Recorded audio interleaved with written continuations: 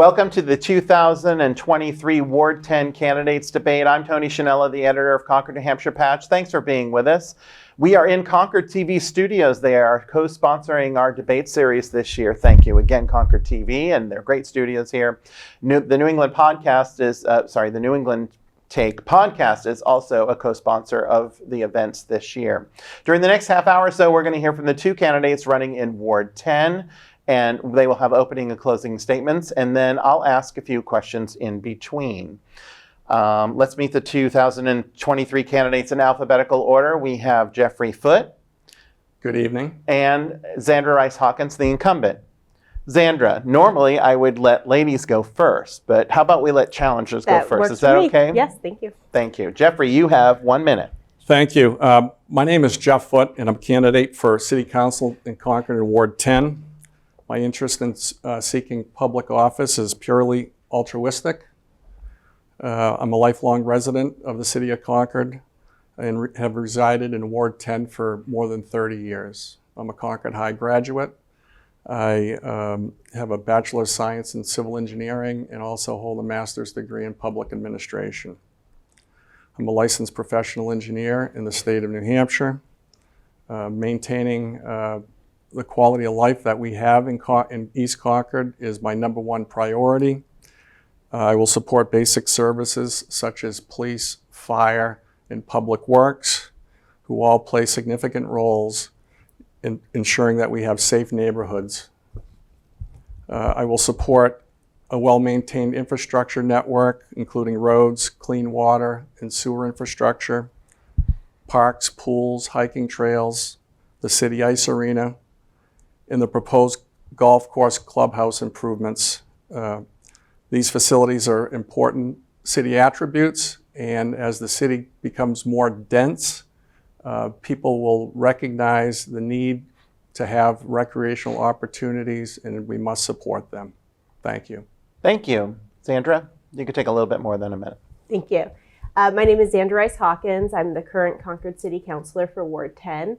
I've been elected and served 3 terms now. I'm very excited to be a part of making Concord the best place it can be to live, work, and raise a family.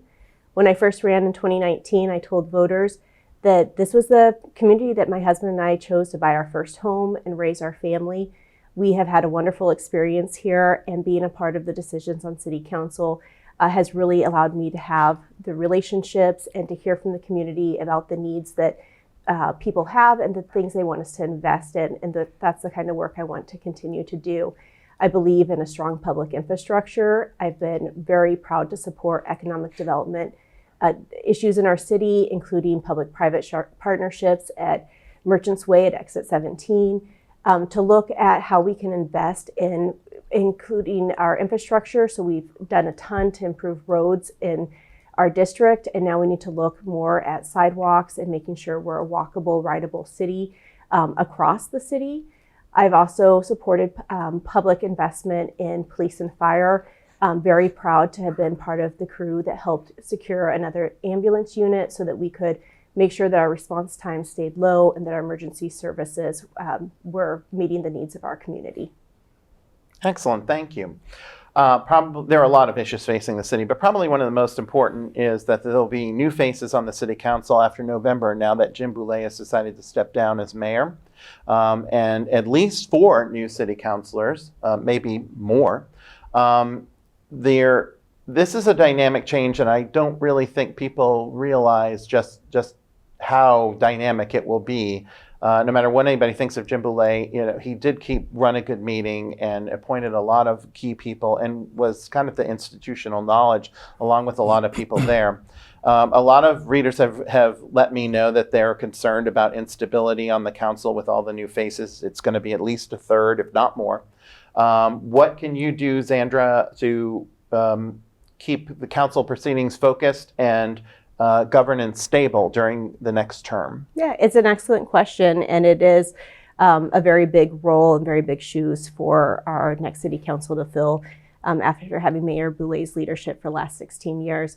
I've been a part of 3 different councils at this point. Each has had its own characteristics, its own priority issues, while maintaining the same types of forward-looking thinking decisions that we need for our city. And I'm excited to continue to collaborate with my colleagues and make sure that we keep at the forefront the needs of our community and what we're hearing from residents. While there is a lot of turnover, at least a third of the council will be returning in some fashion. So I think that there is a level of stability there, and then having experienced leaders like myself return to the table and be able to continue to move forward on priorities is what we need to do for the city. Thank you. Jeffrey, you might be one of the new faces. Well, I was going to say I'm a supporter of the new faces and turnover as part of this election process. As a former DOT engineer, a public works director in Bedford, I collaborate with people on a daily basis. I think that we need to maintain civility and respect the process. And I would be one of those people that do respect the process. I also am a consensus builder, and I believe that based on watching city council meetings and talking with residents, that I would be in the majority, and I wouldn't be on the short end of a lot of 13-1 and 13-2 decisions that the council makes. So I think that I am an outsider, but I do have a track record of accomplishment. So thank you. Thank you. Jeffrey, one of the strengths of the mayor and several councils now has been to keep the tax rate around 3%. It was a little less than 4% this year, previous fiscal year. However, there's a new solid waste contract on the horizon for fiscal year 2025. According to estimated increases that I have seen from city officials, it could be an extra 5 to 8% in property taxes on top of the annual rate if major changes are not done to some of the structural issues in the city, or expenses, if you will. There might be some savings by ending the purple bags, but right now, because of the way the assessments are, property taxes are the highest they've ever been in the city. What would you do to tackle this problem of handling the increase in the solid waste fees, as well as keeping the tax rate stable? So that's a very good question, and it's a difficult question. So 15, 16 years ago, when the city introduced that, I was apprehensive of the purple bag pay-as-you-go system. As part of what we did as a family, we changed our way we went about business. We recycled, we compost, and we repurpose. So we reduced the amount of volume that we send to the city landfill, or even to recycle, simply based on composting. I did some quick numbers from my position, and if we go away from the purple bag alternative, it's going to be a 6 to 8 cent tax increase per thousand, and if you have a $500,000 house, that's $300 to $400 extra a year that we're going to realize if we go away from the purple bag system. And I think it's been good for the environment. I think it's been good for the community. And as one that advocates for green measures in my employment, I would certainly support at this time that we continue with that program. So 15 seconds follow-up. So the new contract requires one driver on the truck, so there's no longer the driver on the back to check and see if people are using the purple bags. And we all know what human nature is. They're also going to have an automatic containers, meaning there's not going to be any way to force anybody to buy the purple bags, which means that they won't. So what do you do with the revenue? The city's probably going to have to raise property taxes because no one's going to buy the purple bags, because they won't have to. Well, we have been buying them for 15 or so years, and frankly, I've done this in my position.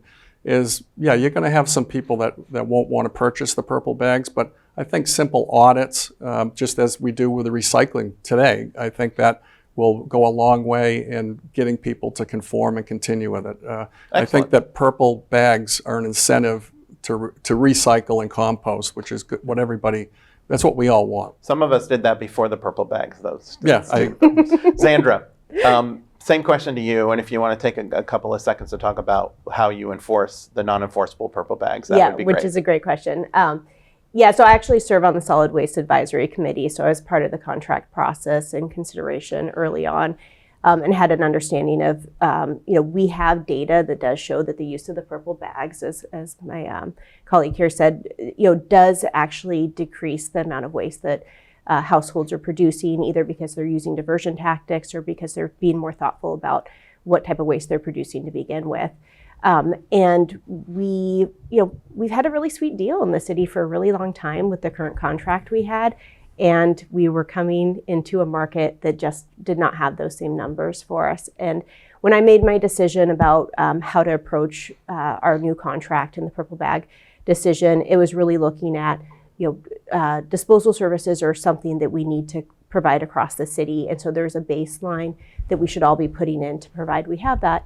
At the same time, there are other alternatives folks have to reduce their waste. And so having a bit of that user fee built in with the purple bags, we know that the data shows it's better for our economy, better for our environment. That's really where my decision came down. Yep. So can you answer the question about enforcement? You're not going to be able to enforce people to buy the bags. Yeah, so which means you're going to lose that revenue. This was one of the most interesting. Which means you're going to have to raise taxes. This is one of the most interesting part of the conversations is there are communities that do both. And so I think that Concord's got the right approach. Let's try it. Let's see what happens. Doing a simple faith audit. in people to continue to buy the bags. I have faith that we can put systems in to use this, or we can have a community conversation. But I do want to add that an important part of this conversation is educating the community about alternatives, but also providing an easy mechanism for them to do that. So as a Solid Waste Advisory Committee member, I have asked, and we had presentations from local composting companies to explore a municipal composting program. I know as a mother with a young family that making it that much easier for families to participate in something like that is a savings to taxpayers, it's a savings to families, and it's a savings to our environment. In 5 seconds, do you know what percentage of the trash is compostable? Food, yeah, it's around 30%. 30%. Okay. Yeah, of household, all right. Keith couldn't give me the answer in the last segment. Okay. Xander, housing is a major issue in the city, but there's also been progress too. There's about 3,000 new units that are scheduled or planned to be built in the next 3 to 5 years, possibly 7. That may not be enough, though. That's actually just really going to catch us up to the last 20 years of only really building single-family homes. The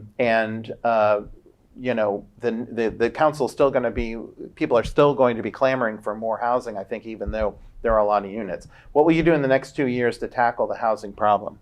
Yeah, so I think supporting public-private partnerships where those opportunities come up, bringing together developers, identifying opportunities for either undeveloped land or mixed-use space in our community. I really like that some of the housing projects that are being proposed right now do have a mix of retail and housing. I think that that is a good look for our city, and I think it meets young adults or couples looking to downsize out of their home, kind of where they're at, while also just providing more housing on the market overall. I do think that the city of Concord, as well as the state, has a role to play here. We can't just rely on housing developers. We know that this is a crisis in our community, so we have a role to step in and make sure that those opportunities are coming together. Thank you. Jeffrey, I want to follow up with you on the housing issue, but you've also been, what is it, Main Street and Main, what's the project called, the Big Bedford project that's been? Market in Main. Market in Main, thank you. I mean, you have overseen all of that as part of your employment, and that's a really impressive project. It would be really nice if all of the projects that come to Concord were as nice as that, or Tuscan Village too is another example of not just the housing but also the retail. I mean, especially if anybody's gone to Tuscan Village, it's just, the shop is amazing. But go ahead and answer the housing question if you would. So you're absolutely correct. Housing is an issue in the city of Concord, and frankly, I believe the planning board and city staff has done a great job. Almost 3,000 new units have been approved in the last couple of years, including 575 housing units that are affordable. So the city's done a nice job advancing those projects. I also think that we need to be looking at our neighboring communities, and I'm not sure that they're stepping up as Concord is. And I think that in itself would help relieve some of the pressures that are being put on Concord.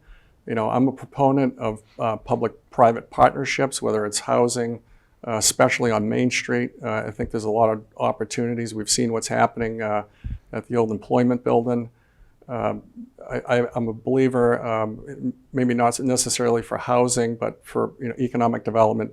Pilots, payment in lieu of taxes, where sometimes that's possible, but tax increment finance districts. The housing, I am in favor of relaxing zoning and those types of activities, but what I don't want to do is degrade our neighborhoods. And I don't, some areas in town, I think we can have infill to increase density in housing, but I'm not in favor of introducing measures that are going to negatively influence our neighborhoods long term. Excellent. Jeffrey, give the voters of Ward 10 3 specific ideas on what you will do to support expanding the tax base. I mentioned the public-private partnerships. I think they're critical. My wife and I were actually at a fundraiser for the American Cancer Society on Saturday night at Phoenix Hall, and I walked there and I looked at the building. I think that that's a great opportunity where the city and the property owner could really do great things to bring a lot of people and money into the city. I think that another area I think that's underutilized, I think when I was a kid they used to call it the Crud Quarter, and that's Store Street, and I think really we need to emphasize development in that quarter between, on Store Street, between South Main Street and the Horseshoe Pond, Constitution Drive areas. I think there's a lot of opportunity to increase the tax base, good economic growth. I think that the proposal on the Heights for the reutilization of the mall, I think that's a nice mix. That could be a really huge benefit for city taxpayers. So that's, I believe in those things, and I've actually have experience developing those things it's part of what I do for a living, as you mentioned before. Thank you. Xandra, 3 specific ideas. Yeah, so I'm very interested in looking at underutilized spots in our community. I think the mall is also a prime example of, we have this asset, we have sewer and water ready facilities, and we just really needed that economic development and investment to really make that a robust part of our city again. And we have spots like that, not to that degree, but all across Concord, that we can look at spaces that aren't being utilized as much as they could. I also like the idea of expanding and kind of doing a second Main Street on Store Street. And I voted on some of the decisions around some of the planning decisions there that allowed for that development to happen. And I think that we're seeing, again, some vibrancy added to the city for that type of activity. And then finding opportunities for local small businesses. I think that, in keeping with the character of Concord, we want to bring in some of these larger companies that can, add a lot of jobs, but also meet the needs of the community. We also should be supporting our local small entrepreneurs. Excellent. Xandra, let's stick with you. Crime's been escalating in the city the past 10 years, and I'm going to use the figures may not seem exactly right, but anecdotally, when Patch first started 12 years ago, there were 10 or 15 arrests a week, and now we can have as many as 60 some weeks. Sometimes it's 45. But crimes by the homeless have really exploded to the point where last year more than 20% of the arrests in the city were people who were homeless. Many of those things were warrant arrests and transient type of situations like criminal trespassing, but other ones were serious, like drug dealing, assaults, arson, and even a murder case, which actually, we're taping this today. The Logan Clegg was found guilty on 9 charges for killing Stephen and Wendy Reed in the East Concord trails.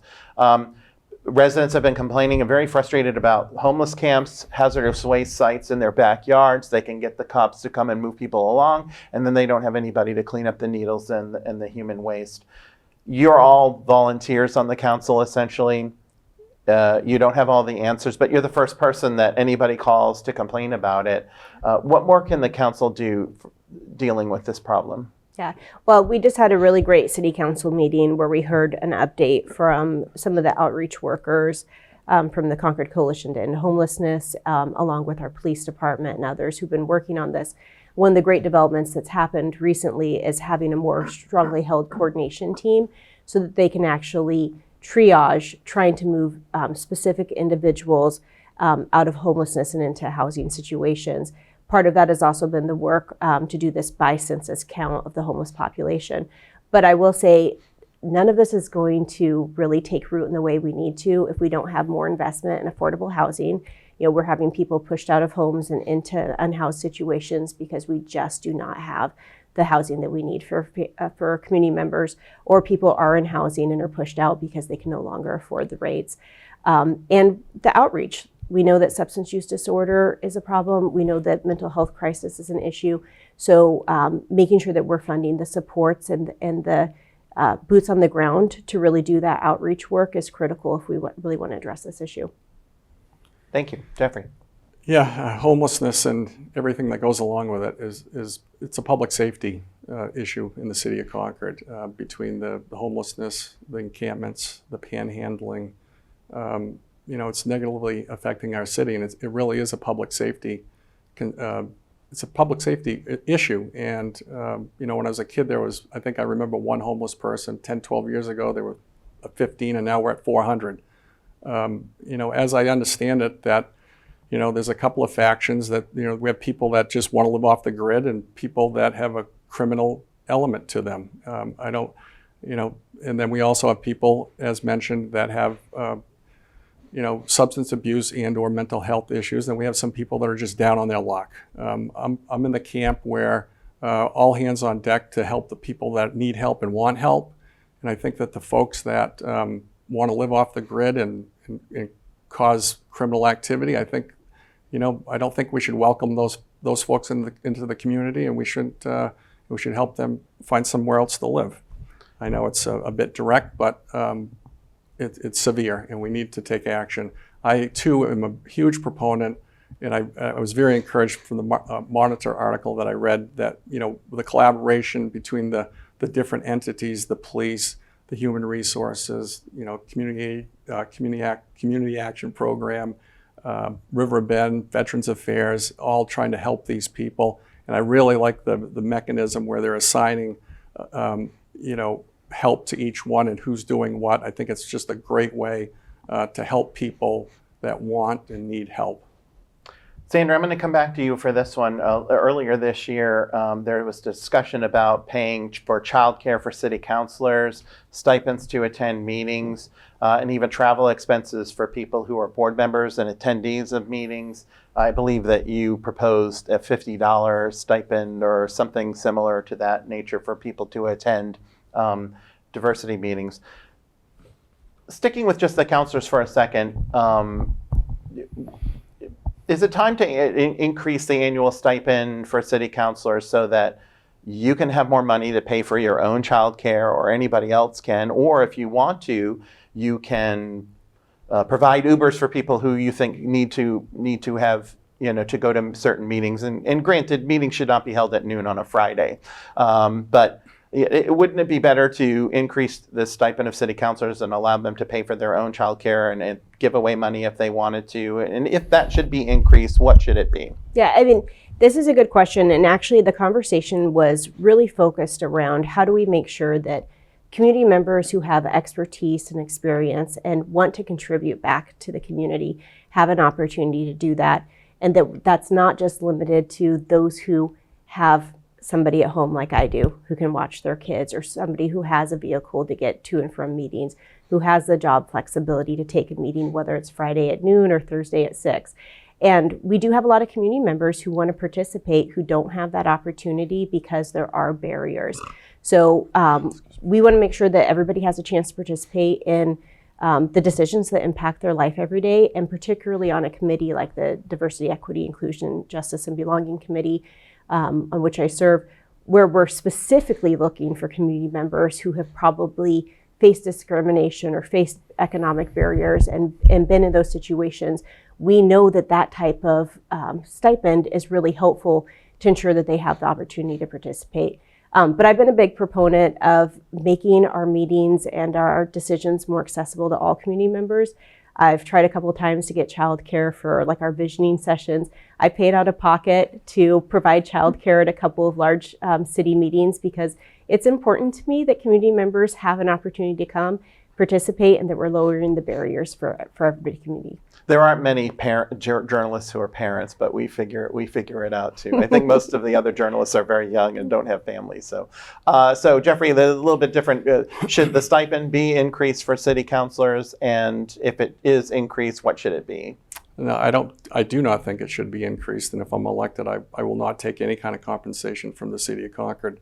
I've spent thousands of hours, and my family, my wife, my kids volunteering in this community in many different avenues and venues, and never once has any of us ever thought about taking a stipend for community service. And introducing this type of activity, I think it's Pandora's box. I think the number I heard was $50 an hour for people on certain committees. And, I'm not sure most of the employees in the city of Concord make $50 an hour. So I think it could be demoralizing to, our city employees who we rely on every day for city services. So I don't know how the $50 an hour came, but I think I went online and saw that the national value for volunteerism was about $32.50.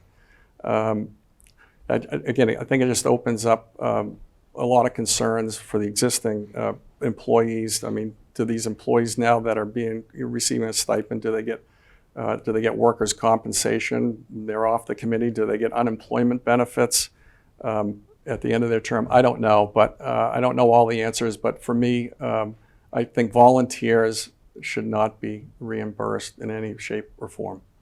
Jeffrey, we'll stick with you. One last question, and you'll both get to answer the question. But the city has spent about $140,000 designing a new multi-million-dollar clubhouse for the Beaver Meadow Golf Course. Mm-hmm. A major tenant just backed out. They were supposed to lease space, so now the building design is going to be tweaked. Some people believe that the golf course is extravagant, never mind building a new clubhouse. Others think it's a great community asset, like recreational facilities such as pools and parks. Where do you come down on the golf course improvements? As I stated in my opening remarks, I support them, and I actually visited the clubhouse out on Sewell's Falls Road when I determined I was running for this, and the clubhouse really for the city of Concord is an embarrassment, and we need to improve that. As you mentioned, it's a community asset, and as I said before, more and more people, as this city becomes more dense population-wise, are going to need and want to recreate. And those kind of attributes, we need to make sure that they're there and it can accommodate the populace of the city. Same with the ice rink. And as I mentioned, our family, we're big on the outdoor recreation, and I support all of the initiatives for people to recreate and get out of their house. So, Sandra, before you answer the question, and I'll allow you at the same time, have you ever played golf, or do you play golf? I have played golf. Okay. I played at Beaver Meadow, actually. We used to As go. have I, twice before, Yeah. but not a golf player. What do you think? I think every community should decide for itself what it wants to invest in. So some people like to go to the pool, some people like to golf, we got a lot of pickle players here in Concord. So it's not really so much a question about whether or not this is the right activity. My questions on council have more centered on who are the users of the Beaver Meadow Golf Course. I think it's important for us to make data-driven decisions, and particularly when we're using Concord taxpayer dollars to fund initiatives. So I've asked for data about, how many are Concord residents versus non-residents, raised questions about why don't we have a Concord resident rate just like we do for pools and parks and recreation, other activities. Because it'd be free. For the pools, it's free. Sorry. Well, you have to pay out. Charge everybody else. if you're not a Concord resident, you actually pay for it. So, and they do check the ID. And so, Right. For me, it's more of, as we're making big investments, and we're talking about $490,000, for one phase of just the planning, and then $4.5 million for the golf clubhouse. That's the kind of data I want to know. And it actually has nothing to do whether support or don't support the clubhouse. I think that's important. And it also is, it's an important part of the conversation about if we're going to build that clubhouse, what we want it to look like, and what other kinds of programs, services, businesses would be a part of that. Excellent. We are now going to go to closing statements. And Sandra, you're first. 60 seconds. Thank you. Again, my name is Xandra Rice Hawkins. I'm the current Concord City Councilor for Ward 10. I've serving in my third term, and I'm very excited to return to City Council and continue the good work we started. I serve on the Public Safety Advisory Board, the Everett Arena Advisory Committee, the Solid Waste Advisory Committee, Mayor Belay's Diversity, Equity, Inclusion, Justice Committee, and the Community Development Advisory Committee. I've learned a ton over my 3 terms. I want to continue to bring that experience back because I want Concord to be the best place it can be to live, work, and raise a family. This is where I'm raising my family, and I hope I can count on your vote on Tuesday, November 7th. Jeffrey. Thank you. Over the last several weeks, I've had the pleasure of knocking on many doors and rekindling old relationships, and it's been great. And I also have had the pleasure to meet many new people and have made new friendships. So it's been a great experience for me. I really believe that over the next few weeks that I'll continue to do that, and I want to listen to you. I want to listen to what your concerns are, and to make sure that we have a good place to live, work, and raise a family. I'm not a politician. I'm an engineer. I've spent my life solving problems, and I look forward to doing that as a city councilor. If you'd like to reach me, you can contact me at my website at foot4citycouncil.com, or you can simply give me a call at 225-3256. And I too respectfully ask for your vote on November 7th at Broken Ground School. Thank you. That's right. Election day is Tuesday, November 7th. The polls are open in Concord from 7 a.m. until 7 p.m. There is like 13 contested races this year, so there's no excuse for you to stay home. Check out the Patch Online Voters Guide, which will include candidate profiles and other information, which will be up the week before. As Jeffrey said, Ward 10 voters cast ballots at the Broken Ground Elementary School on South Curtisville Road. For Concord TV and the New England Take podcast, I'm Tony Shanella. Thank you for tuning in. See you next time.